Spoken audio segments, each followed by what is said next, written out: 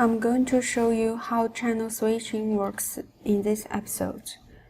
You can just click on each channel to switch it to PGM directly.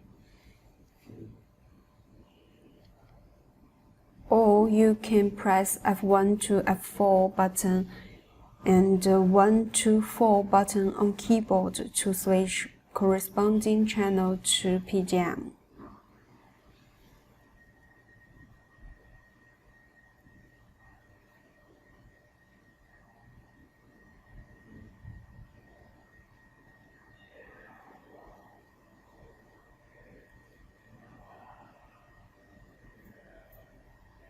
If you want to apply mix effect while switching, here's what you are going to do.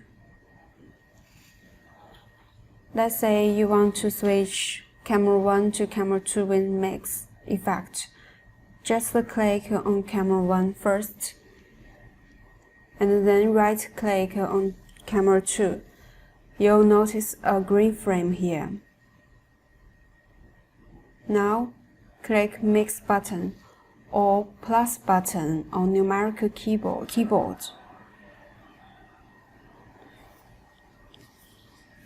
To switch the channels with cut effect, just click Cut button or Enter key on numerical keyboard.